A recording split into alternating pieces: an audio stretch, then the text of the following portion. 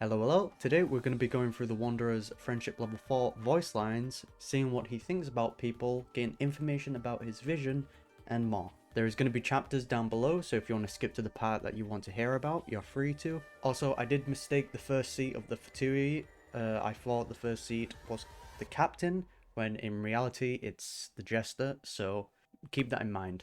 Now that Scara is Friendship Level 4, let's listen to some of his voice lines. Although the idea of divine favor makes me a little ill, I'm not going to be picky about a new source of power. You think there's some Says. kind of meaning behind the element of animo? Why did that thought even occur to you? The gods aren't guided by any kind of rationality or moral compass. Haven't I shown that to you already? I don't know, there is a trend behind visions. With Animo, it's like freedom, right? I can't remember. I know someone made a chat on like what the visions represent. I know Animo like is something to do with like becoming a new self. While I still had value as a pawn, she might have had other reasons to keep me alive. It's certainly possible that it was because she's wise or benevolent, or happened to see a hint of loneliness within me. You think I'm trying to think the worst of her? Ha! Did you really expect anything else? In case you've forgotten, I'm no saint. The Wonder is gonna be in like good hands with Kusanali on Nahida because, like, come on, man, she's the god of wisdom. She completely neglected her own creation. And to add insult to injury, she said it was because she couldn't bring herself to intervene in my fate. Kind of.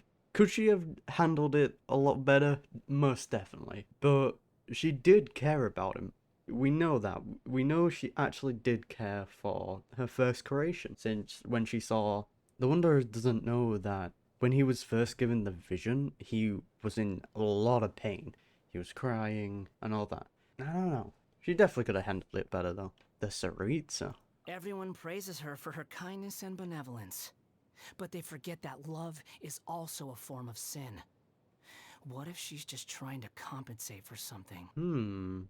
What's the theory with the Tsaritsa at the minute? The last one I heard was like the Tsaritsa's being controlled by one of the Harbingers. In the past, she was all loving and kind. Like, she was friends with Venti and all that. But now she's ruling the Fatui and causing a lot of problems. Now, it's two things. She's just doing this because it needs to be done and because Celestia is a bit sus. Or she's being controlled by one of the Harbingers. It might have been the girl that was playing on the piano in the Fatui trailer. Even Childe was like, yo, there's something weird about her. Don't mess with her. I don't know. Or it might be the captain. That would be the obvious choice, but it would be quite a plot twist if it was actually the third. Because I'm pretty sure she's the third, right? Because I think it's the captain, doctor, and then her, right? The Jester. The Jester is a survivor of Conria. Besides that singular fact, I know very little about him, and never had any kind of close association with him. Shame. He seems to want something from me, though. In the past, he assigned to me many important tasks, including a number of trips to the Abyss. See, that is kind of bad. Because we know that the Fatui are trying to create a new world and the Abyss want to destroy it. And the fact that Jester is from Camria and all these trips to the Abyss, I don't know. There's something going on there. The Captain. ever-righteous captain. The brave and fearless captain.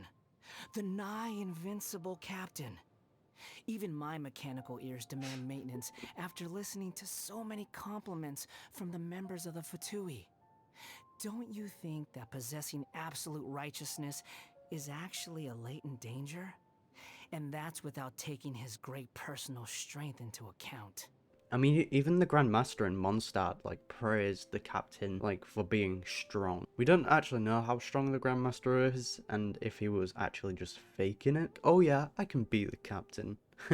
Easy. But at the same time, he could have just been lying. I feel like if them two did fight, I feel like the captain would come out on top, but I feel like the captain would suffer serious injuries. The doctor. It's a pity that Lesser Lord Kusanali already forced him to erase so many of his segments.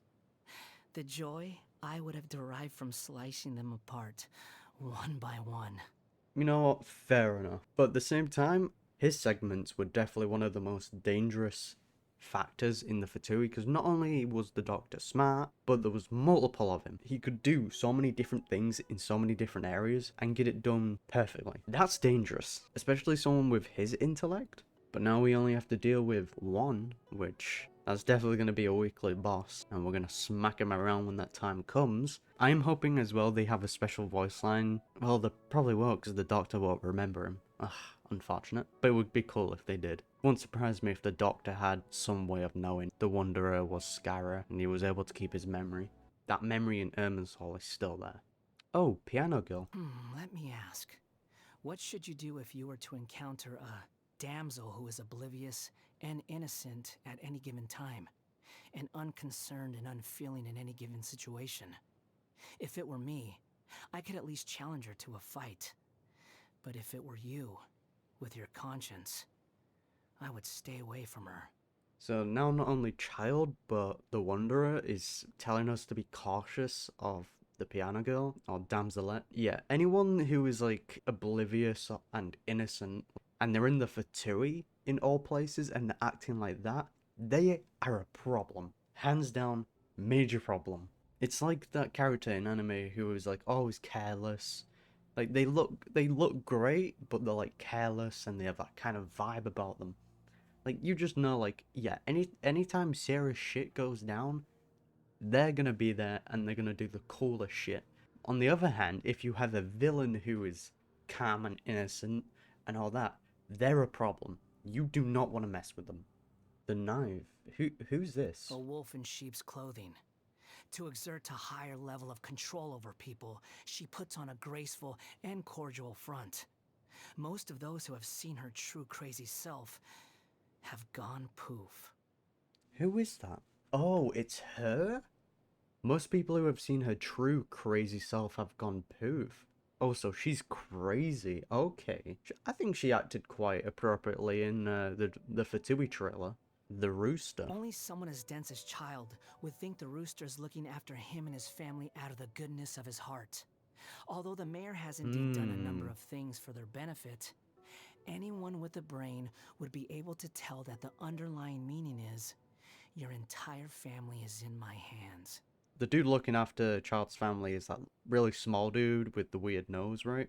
But I feel like the questline in Snezhnaya, along with the Archon quest, or if it's just going to be part of the Archon quest, is the Rooster's going to take hostage of Childe's family, and that's going to play quite a big part in it. Once we get to Snezhnaya, we're dealing with the Tsaritsa, the whole of the Fatui, and we're going to also meet Childe's family. The Rooster's definitely going to be a problem there. The Marionette. She has a terrible personality and cares for nothing outside of her own research.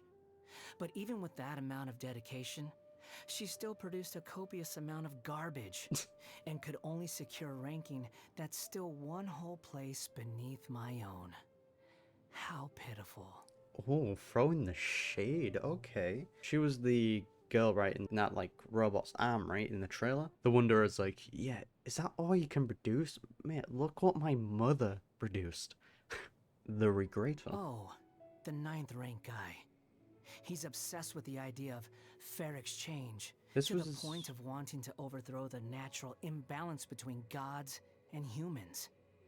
But I guess it's just how ordinary mortals are like. It's easy for them to come up with pointless delusions. Honestly, it's nothing worth writing home about. Just like how there's also nothing impressive about his abilities or choice of partner. Anyone who chooses to work closely with a doctor is sure to meet a nasty end. He works closely with the Doctor? That was the dude... He had that dripped out jacket, right? Did he also have glasses? Okay, he is quite hot though, like, just putting it out there.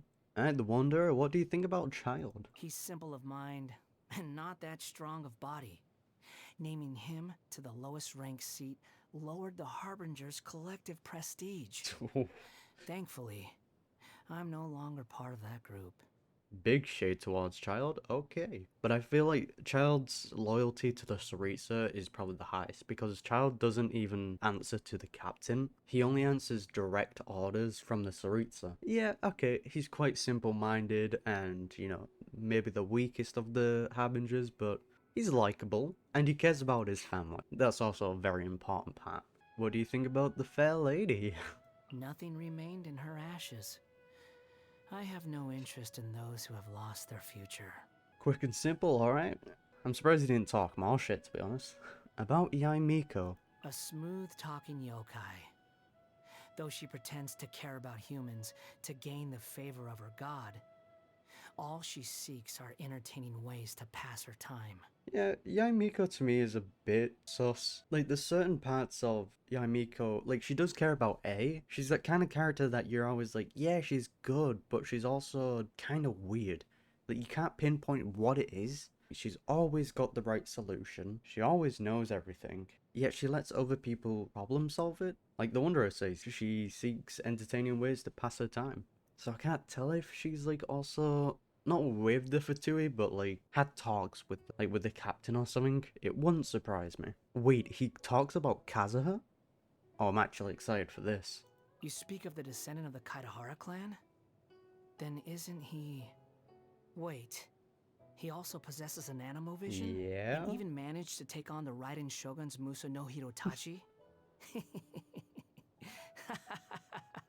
You can tell the Wanderer respects Kazuha. He was so happy to hear that. I definitely want a future story quest with the Wanderer and Kazuha. I will give anything to see that. Just seeing these two react to each other, it would be such a treat. Tell us more about yourself. I once thought that deification would allow me to get rid of all my pointless emotions. But I've since abandoned that view. Anger, whether it be from others or myself, is too convenient and useful as a tool. How can some people just never become angry? I find that impossible to even imagine. Do they just not have a single mean bone in their bodies? Because there is definitely people who rarely get angry, but the thing about those people is when they do get angry and they do snap, they are terrifying. You do not want to deal with them at all. Alright, I think that's all of them. Yeah. I'm going to be uploading the TCG quest video soon, so once that is done and finished, that'll be uploaded in the upcoming days. So if you would like to see that, make sure to like, comment, and subscribe, and I'll see you then.